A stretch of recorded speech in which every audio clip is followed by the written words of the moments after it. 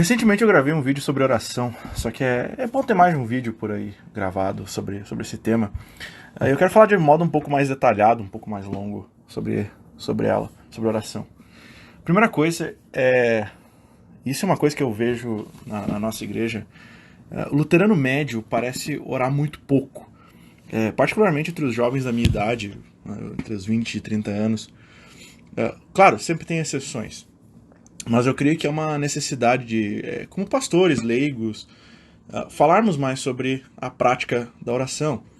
Para começar, o óbvio fato, por exemplo, de que um muçulmano ora 5 vezes por dia. 5 horas da manhã, chamado de oração, tá todo dia lá, orando, jejum de 40 dias no Ramadã, pentecostal, orando lá, de joelho, 3 horas de culto. Todo mundo ali feliz. E tem uma história, por exemplo, de Lutero, de que ele chegou e disse assim: puxa, hoje o dia está muito ocupado, tem muita coisa para fazer no dia, eu vou orar só por 3 horas. Bem, isso é umas anedotas assim, mas não duvido, Lutero era desses aí mesmo. Luteranos tendem a orar um Pai Nosso meio com pressa assim no fim de semana e não aguenta nem 1 hora de culto. Assim. Igreja pentecostal e similares assim estão com culto de 3 horas. Bem, a gente tem que começar a remediar essa falta de piedade. Então, o que é uma oração? Geralmente se usa uma divisão mais clássica entre duas categorias: oração como pedido e oração como ação de graças ou agradecimento. Essa oração, esse tipo de distinção, ela pode ser útil em alguns contextos, mas ela tende a causar alguns problemas. O problema mais normal é que as pessoas podem acabar achando que oração é para pedir coisas, e, digamos, entre aspas, um louvor é para agradecer a Deus. Não. Oração, de uma maneira bem simples, é uma interação nossa para com Deus. Geralmente em forma de fala. E essa é uma definição um pouco melhor para ilustrar o meu ponto aqui. Quando a gente fala com Deus, a gente está orando. Geralmente orações possuem tanto um aspecto de pedido quanto de agradecimento. As duas coisas na mesma oração. Então, ela tem um caráter mais inclusivo. Alguns teólogos vão dizer que é um retorno para o Éden, quando Deus andava no entardecer junto com Adão e simplesmente falava sobre o que ele fez e o que ele fazia, o que ele ia fazer.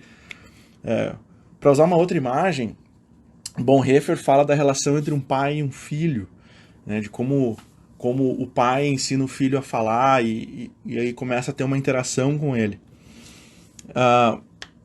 Isso obviamente traz um caráter um pouco mais amplo para a oração e a qual pode incluir o culto inteiro, se a gente vai pensar nisso. Todo o culto, toda a liturgia que é feita. Mas eu não quero entrar nesse aspecto aqui, isso aí é um papo mais longo. Para voltar o pedido, a coisa de oração particular por que a gente deve orar? Bem, a resposta é mais do que óbvia e mais do que simples. Porque Deus mandou. Se Deus mandou, tu faz. Não tem segredo. Foi isso que Jesus falou em Mateus 6. É o que Paulo fala em 1 Tessalonicenses 5, com orar sem cessar. Só que não tem só esse aspecto de lei na oração, de uma obrigação. Tem um lado evangélico na oração. Deus falou que ele nos ouviria. Jesus diz em João 14 que tudo aquilo que nós pedimos no nome dele será dado. E em Mateus 6, no Sermão do Monte, ele diz que mesmo que a gente ore em segredo, no nosso quarto, o nosso Pai que está no céu, que vem em secreto, vai nos recompensar. Mas como é que eu sei que Deus aceita ou que a minha oração está certa? Bem, Paulo diz que Deus transforma gemidos inexprimíveis em oração, lá em Romanos 8. O que eu falei agora há pouco em João 14, também Jesus promete que vai ouvir a nossa oração. Além disso, Lutero, quando ele fala disso, ele diz que você tem pelo menos duas orações que estão sempre certas, 100% certas. A primeira é o Pai Nosso e a segunda é os Salmos. Os dois foram dados pelo próprio Deus. Jesus Cristo nos deu o Pai Nosso e quando os discípulos justamente fizeram essa pergunta: Mestre, ensina-nos a orar. pediram, na verdade, né? Mestre, ensina-nos a orar. Então Deus certamente ouve o Pai Nosso. Os salmos são parte da Escritura, inspirada por Deus, para todo o ensinamento, etc, etc, como Paulo fala. E os salmos foram dados pelo Espírito Santo. Simples assim. E isso ajuda com algumas outras coisas de um caráter bem pastoral, assim. Existem salmos imprecatórios, por exemplo. Salmos que são desabafos de ira, desabafos de frustração. E tá ok. É bom desabafar com Deus. Você pode falar com Deus desse jeito, dessa maneira. É melhor que você fale com Deus dessa maneira do que você vá lá e faça uma besteira contra o teu próximo. Oferecer a outra face inclui orar para Deus pelos nossos inimigos. Orai pelos que vos perseguem, diz Jesus em Mateus 5. Falando de modo mais humano, essa também é uma função da poesia. Dar palavras para as nossas emoções. Os salmos, então, eles dão palavras para os nossos sentimentos em forma de oração para Deus. Tem salmos melhores que se encaixam mais com a nossa vida, e tem salmos que se encaixam menos, né? Só que só tem um jeito de você descobrir qual salmo vai encaixar com a tua vida, que é ler os salmos. O Lutero sabia o livro de salmos basicamente de cor, ele sabia quase toda a Bíblia de cor, ele lia a Bíblia 3 vezes por ano, mas ele orava o saltério. Era muito comum para ele orar os salmos. E ele lecionava em cima dos salmos também. Eu posso dar algumas sugestões aqui de quais salmos que são um pouco mais amplos e que funcionam melhor para nós. Assim. O jeito de se orar os salmos também não tem muito segredo. Assim. É só parar um pouco, imaginar que as palavras dos salmos, que as palavras daquele salmo são suas. São as tuas palavras para Deus. Não é de um salmista, não é de um terceiro, não. São as tuas palavras para Deus. E um dos exercícios clássicos é fazer isso com o Salmo 6. Então, o Salmo 6 é um excelente salmo para isso. O Salmo 23 também é um excelente salmo, mas ele tá mais para uma ideia de confissão daquilo que Deus faz por nós. O Senhor é meu pastor, nada me faltará. Ele me faz repousar em pastos verdejantes, etc. Me leva a águas tranquilas. Ou os famosos Salmos 118, né, como agradecimento. Agradecemos ao Senhor porque Ele é bom e a sua misericórdia dura para sempre. E aí faz aquele responsivo, né, entre o povo e o líder da oração. Bem, como é que eu faço uma oração? Como é que eu lidero uma oração com a minha família ou num grupo? Primeira coisa que eu quero enfatizar aqui é: não tem problema em escrever uma oração. O Espírito Santo, sim, transforma os gemidos inexprimíveis em oração. Romanos 8, tá lá. Mas em nenhum lugar isso tá escrito que essa é a regra. Que você só pode fazer assim a oração. No dia que você estiver nessa situação, que você estiver lá no fundo do poço, chorando, etc., muito pecado ou uma situação muito difícil, fica tranquilo. O Espírito Santo vai agir, o Espírito Santo vai transformar os gemidos inexprimíveis em oração. Se você não está nesse nível de desespero, tu pode escrever oração. Não tem problema. Não é pecado fazer isso. É uma boa prática, inclusive, até para você deixar essa oração para a posteridade. Para um filho, para a igreja, para os amigos. Boa parte dos escritos dos pais da igreja que nós temos até hoje são orações. E são tanto orações pessoais quanto orações de contexto litúrgico do culto. Não precisa ser um entusiasta e achar que você tem que sentir a unção e o calor do Espírito para poder orar. Além disso, escrever oração ela é algo bom para você pensar melhor sobre o que você está pedindo, sobre aquilo que você está falando.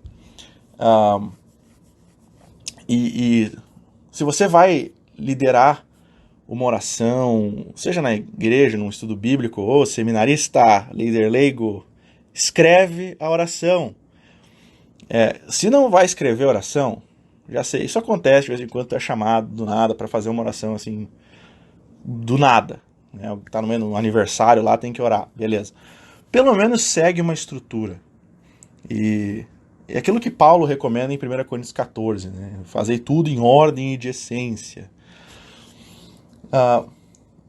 Então, a gente já vai falar daqui a pouco um pouco mais sobre estrutura, mas outra coisa é oração é no imperativo. Aí vem o cara assim, mas tu vai mandar Deus fazer algo. Meu jovem, a gramática funciona assim. No hebraico é assim, no grego é assim, no latim é assim, no português é assim também. Tá certo, o Espírito Santo não precisa da tua gramática. Mas o povo que está orando contigo, no domingo, no estudo bíblico, etc., eles precisam. Então, aquele cristão que vai ler a tua oração, ele precisa da tua gramática. Se eles não conseguem entender o que tu está falando, então fique em silêncio, como diz Paulo também diz lá em 1 Coríntios 14. Um jeito de aprender a fazer oração é ver a oração dos outros. Primeiro, Bíblia, né? Ver como é que a Bíblia faz oração.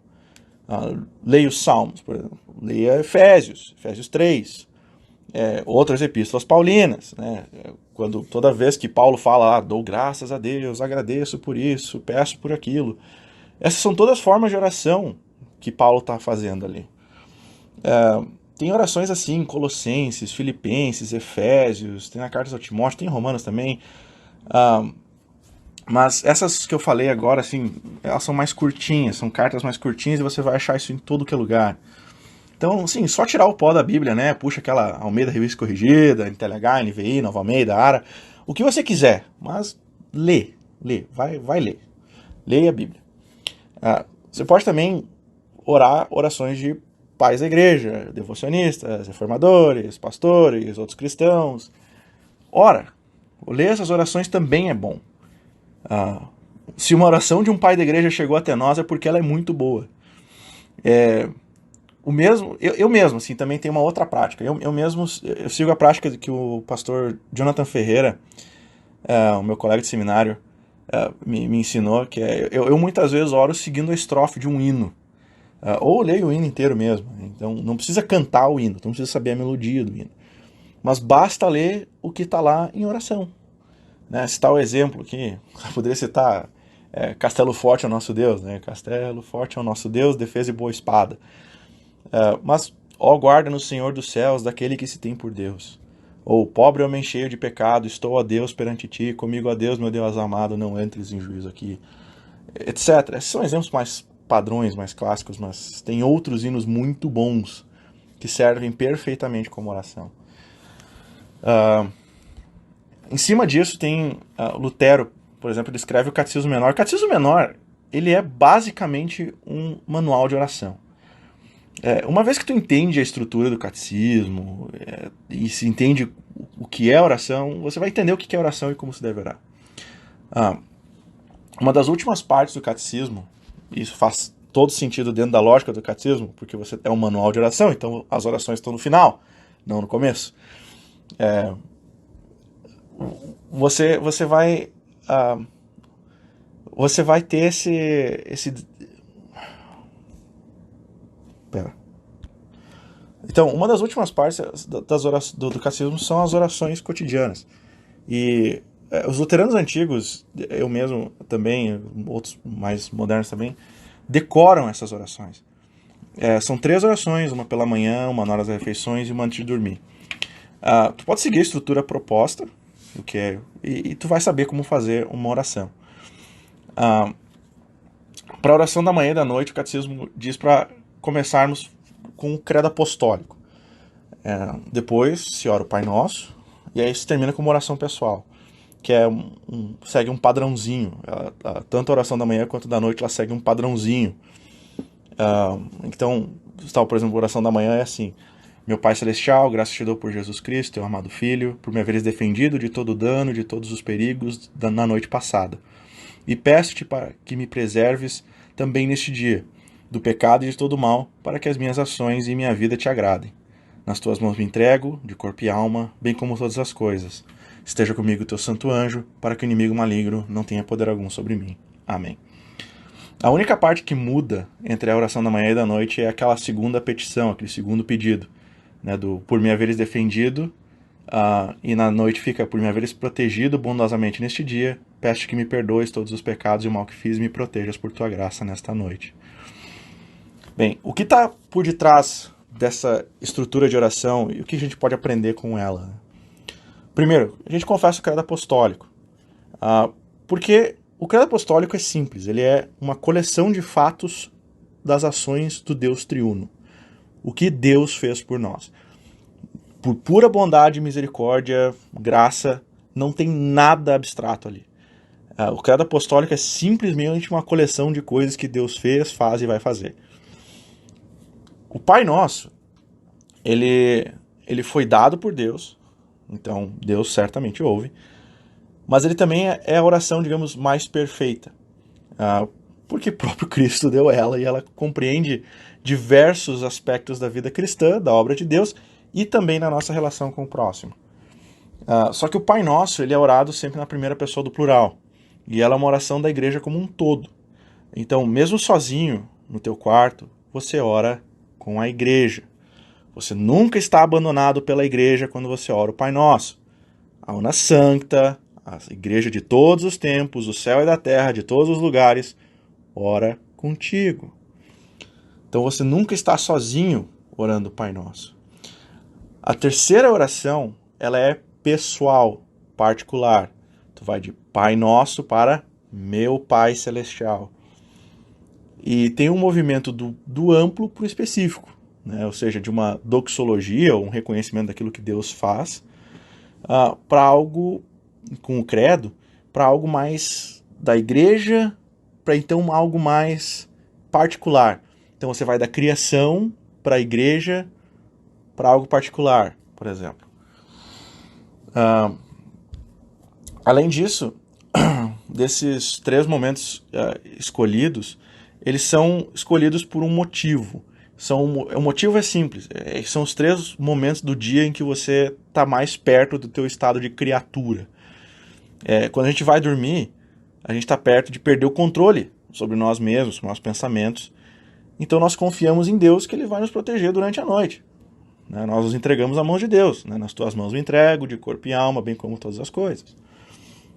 Quando a gente come, nós só fazemos isso porque Deus nos deu o mantimento. Então o pão nosso de cada dia nos dá hoje. Jesus também diz, não andeis ansiosos, olhai os lírios do campo, as aves do céu. Isso tudo no Sermão do Monte.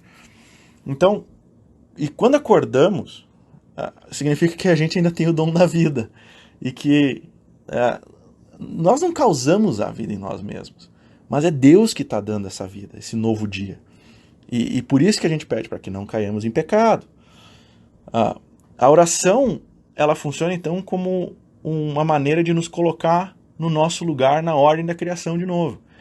Se vocês lembrarem lá em Gênesis 3, a tentação da serpente é para que a gente saia desse lugar e tome o lugar de Deus. Para que a gente não reconheça que Ele é o Criador, o Salvador, o mantenedor das nossas vidas, da vida do próximo, mas que é para que a gente ocupe esse lugar. Então, orar para o Deus verdadeiro é imediatamente reconhecer quem está acima de você, que Ele está acima de você, que você não é Deus e que você é criatura. É voltar para o Éden. É por isso que se fala que é voltar para o Éden, é caminhar no fim da tarde com Deus. Ainda tem... bem, para não me alongar muito agora, só para terminar, tem uma questão de ordem. Você pode reverter a ordem. Você pode sair do específico para o geral. O processo vai ser muito parecido. Montar a oração vai ser muito parecida. Você também pode orar para pessoas da Trindade diferentes. Não precisa ser só para o Pai.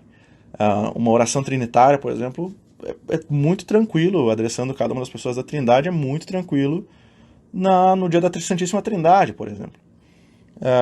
Mas é porque Jesus mandou, porque deu o Pai Nosso daquele jeito, etc., outros lugares, é padrão para a igreja, principalmente em orações públicas, de orar para o Pai. E se usa então no final um reconhecimento, uma doxologia, né, um reconhecimento pela obra trinitária. Então, por exemplo, assim pedimos, em nome de Jesus, teu Filho, nosso Senhor, que vive e reina contigo e com o Espírito Santo, um só Deus, agora e sempre. Amém. Bem, muito ainda pode ser falado sobre oração, mas eu queria só alongar um pouco mais aquilo que eu falei no vídeo. E se você quiser, o aplicativo do Catecismo Menor é de graça, só baixar. E você pode fazer as orações durante da manhã, da noite, do meio-dia, etc. Vou pedir para os meninos deixarem na descrição alguns textos bíblicos que se vocês quiserem dar uma olhada sobre oração. E basicamente é isso. Muito obrigado.